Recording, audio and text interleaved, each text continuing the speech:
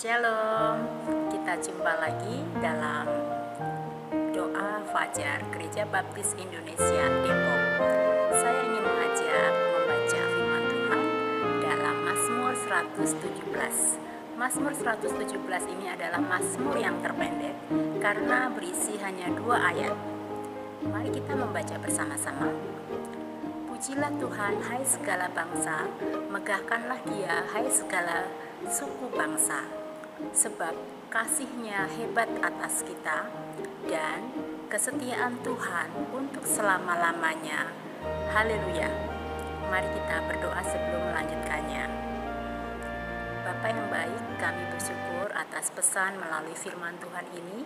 Kiranya kami dapat mengaplikasikannya di dalam kehidupan kami hari lepas hari. Dalam nama Yesus kami bersyukur. Amin. Pemazmur atau penulis mazmur ini mengajak segala bangsa dan suku bangsa untuk memuji Tuhan dan memegahkan Tuhan. Memang sudah selayaknya demikian. Hanya Tuhan yang layak kita puji, kita sembah, kita tinggikan, dan kita agungkan. Nah, di sini dikatakan mengapa itu perlu memuji dan memegahkan Tuhan, sebab kasih-Nya hebat atas kita dan kesetiaan Tuhan untuk selama-lamanya. Kesetiaan Tuhan unlimited. Kita semua senang ya dengan yang luar biasa dan unlimited.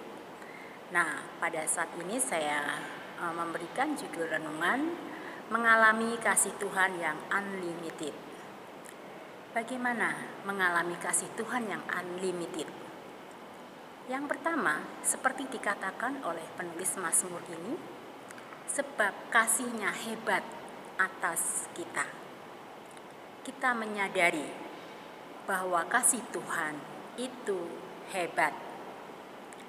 Mari kita ingat pada saat kita bangun tidur, ya, buka mata, apa yang kita rasakan. Kita bisa bernafas tanpa ada sesak di dada. Pada saat kita keluar pintu, kita merasakan angin sepoi-sepoi yang sejuk seperti udara di puncak. Dan kita juga merasakan hangatnya sinar mentari pagi. Nah, itu kita bisa merasakan kasih Tuhan. Dan kasih Tuhan ini berlaku untuk semua orang, ya. Sinar matahari, udara, nafas, itu berlaku untuk semua orang.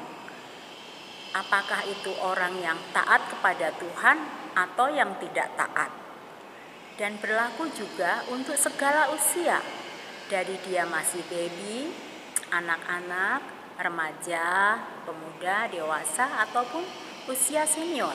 Semuanya mengalami kasih Tuhan apabila kita mau mengingatnya, merasakannya. Kemudian pada saat kita sudah merasakan hal itu, kita bisa merasakan kesetiaan Tuhan. Nah, seringkali kita sulit merasakan kesetiaan Tuhan karena pada saat bangun tidur itu yang diingat mungkin masalah sebelum tidur. Mungkin sedang kesal dengan suami yang seperti Bang Toyib ya, kagak pernah pulang. Atau punya istri yang cerewet dan lain sebagainya.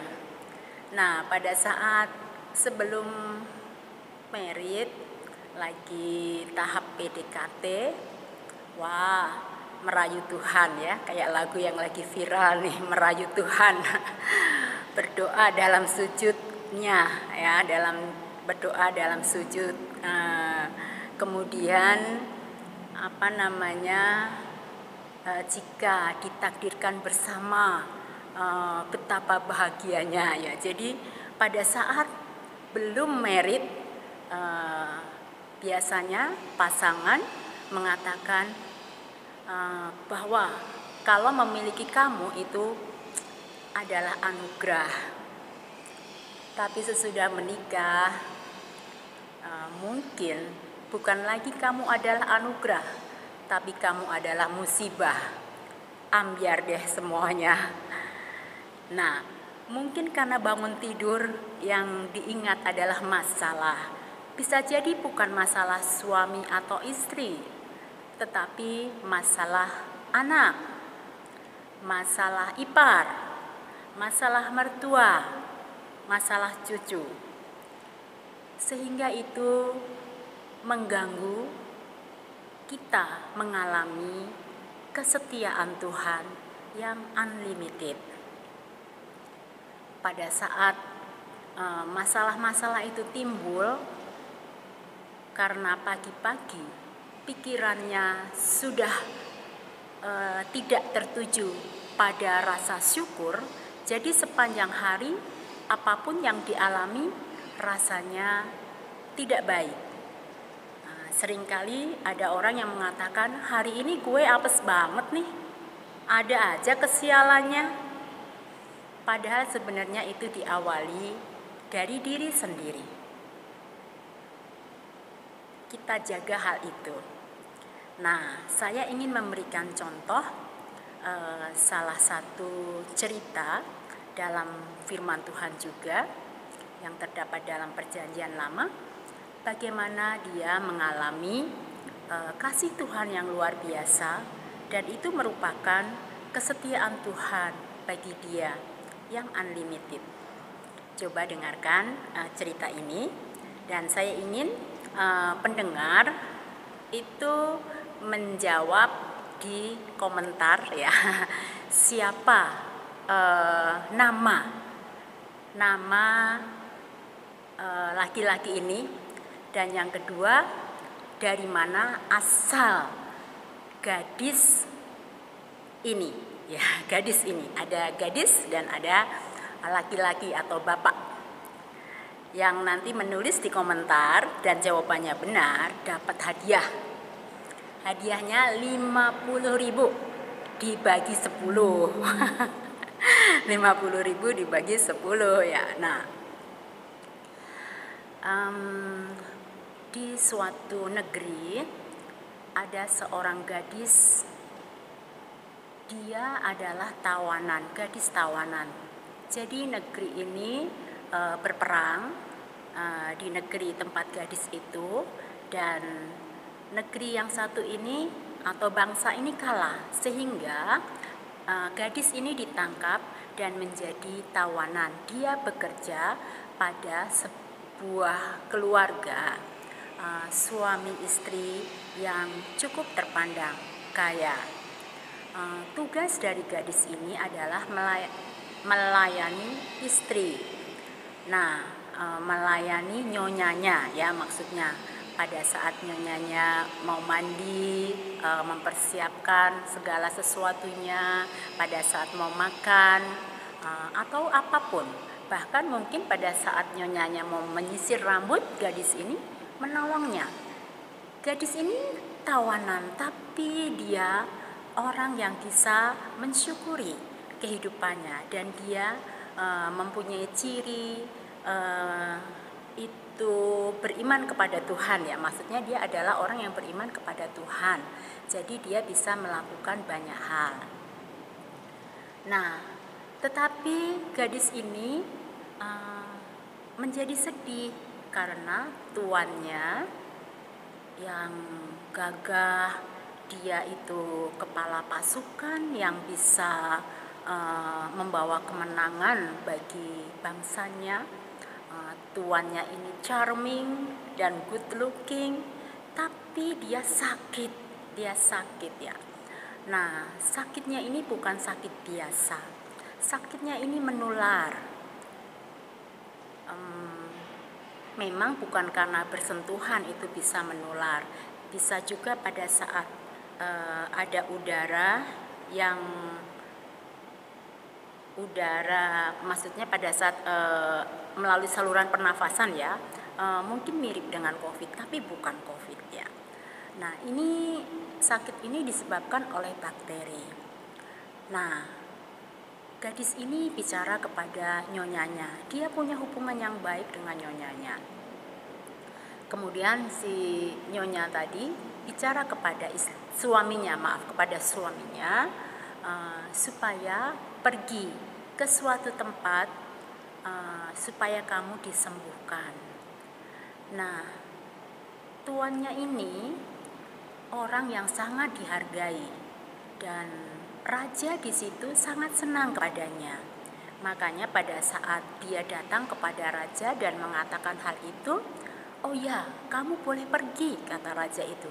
Dan raja itu membuat surat supaya raja yang akan didatangi ini dapat menyembuhkan sakit si bapak ini ya. Si bapak ini nanti nyebutnya nanti. Kemudian tuan ini pergi menggunakan kereta kuda, membawa hadiah yang bagus-bagus, ada uang perak, ada emas, ada pakaian yang bagus-bagus dibawa. Nah, pada saat dia datang kepada raja, raja itu membawa suratnya. Raja ini menjadi marah. Memangnya aku Tuhan bisa menghidupkan dan membuat orang mati atau menyembuhkan sakit. Wah, rupanya orang ini mencari gara-gara dengan aku. Lalu si raja ini mendengar, raja ini maksudnya raja ini setelah mengeluh seperti itu, didengar ya, keluhannya didengar oleh seorang nabi. Nabi itu bernama Nabi Elisa ya, nabi itu bernama Nabi Elisa. Dia mengeluh, kemudian Nabi Elisa berkata, "Suruh dia datang kepadaku, kenapa raja menjadi marah?" Kemudian orang itu datang. Orang itu datang kepada Nabi Elisa sesampainya di rumahnya, tetapi Nabi Elisa tidak keluar ya, dia meminta tolong asistennya. Asistennya bernama Gehazi. Nah, asisten itu berkata kepada bapak ini, "Tuan, silahkan Tuan pergi dan mandi ke sungai itu sebanyak 7 kali gitu." Kemudian tuan ini berkata, "Wah, kenapa si itu tidak datang kepada saya, tidak menemui saya, itu nabi itu, kenapa malah suruhan orang? Harusnya kan dia menemui saya, berdoa kepada Allahnya, atau ya mungkin memegang saya." Jadi menurut bapak ini seperti itu. Lagi disuruh mandi di sungai itu, sungainya kotor. Sungai di tempatku, Abana dan Parpar, lebih bersih daripada sungai itu. Dia kesal, tapi pada saat kesal, pelayan-pelayan bapak ini datang kepada dia. "Tuan, nabi ini kalau dia meminta Tuan melakukan yang sulit, pasti Tuan kan melakukannya. Nah, ini nabi ini dia meminta Tuan mandi di tempat sungai ini. Ini perkara yang tidak sulit." Lalu Tuhan melembutkan hati bapak ini sehingga kesombongannya menjadi terkikis ya, dan dia menjadi rendah hati. Dia taat dan dia pergi ke sungai Yordan. Pergi ke sungai Yordan dan dia mandi sampai 7 kali. Sesudah mandi ternyata dia sembuh. Kulitnya menjadi halus seperti baby ya, seperti baby. Wah, luar biasa. Luar biasa mujizat Tuhan terjadi pada bapak ini. Nah, siapakah nama bapak ini? Silahkan tulis di komentar ya. Silahkan tulis di komentar. Nah, lalu bapak ini datang kepada Nabi Elisa, ingin memberikan hadiah-hadiah yang dia bawa. Tetapi Nabi Elisa tidak mau menerimanya karena kesembuhan itu merupakan kemurahan Allah. Dan dia adalah sebagai alat Tuhan. Sangat luar biasa. Gadis kecil itu berasal dari mana? Ditulis ya, ditulis di kolom komentar ya. Gadis itu berasal dari mana?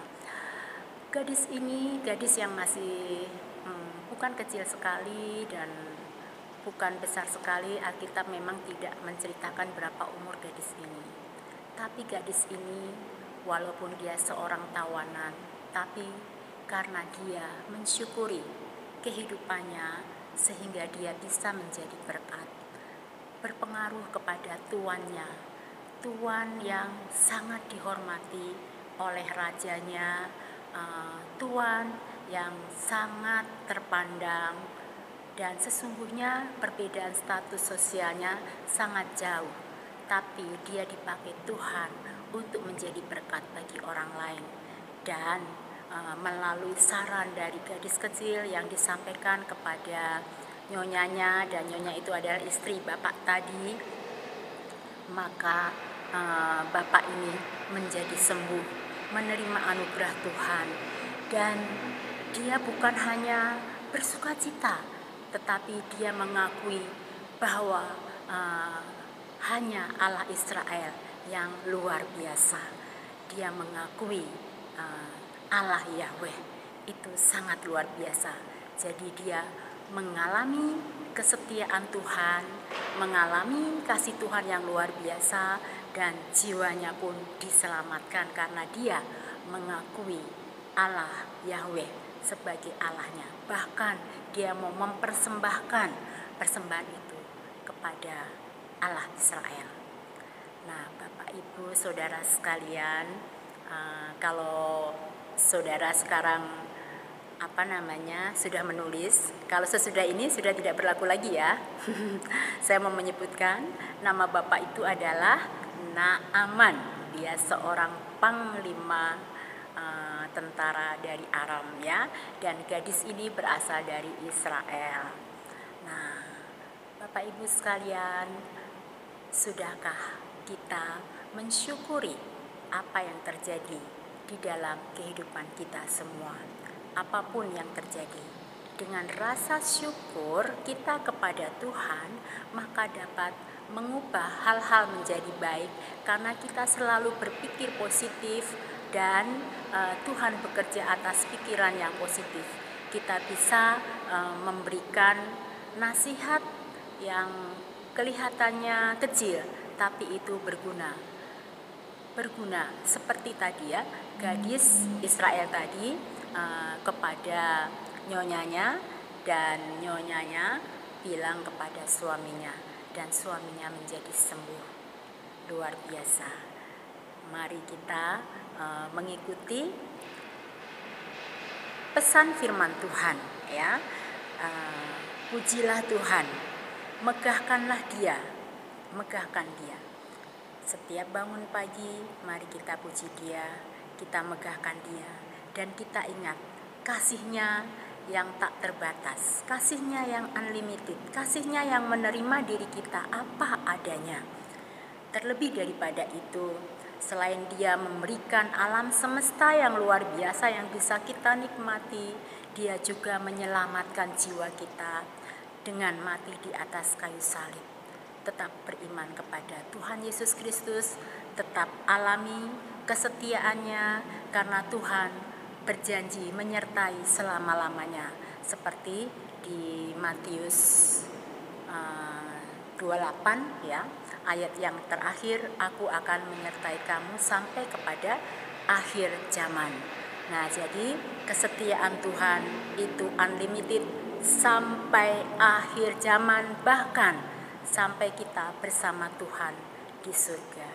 Terima kasih, kiranya renungan singkat ini bisa menjadi berkat bagi kita semua, dan Nanti Kak Dela bisa menulis siapa-siapa yang sudah menjawab ya. Kalau misalnya di luar jemaat Depok yang menjawab, tolong masukkan akun Dana. Nanti saya kirim ya di akun Dananya. Baik, mari kita berdoa. Terima kasih Tuhan atas kasih setiamu yang tiada pernah habis. Kiranya kami dapat mengalaminya melalui kehidupan kami hari lepas hari. Hal-hal yang sekecil apapun kami dapat nikmati. Dengan demikian kami dapat hidup menyenangkan Tuhan dengan kehidupan kami. Apapun yang kami jalani, apakah kami sebagai anak, apakah kami sebagai pelajar, apakah kami sebagai karyawan, apakah kami sebagai orang tua, biarlah kami boleh menikmati kehidupan kami dengan rasa syukur di hadapan-Mu. Terima kasih Tuhan, terima kasih. Dalam nama Yesus kami berdoa. Amin.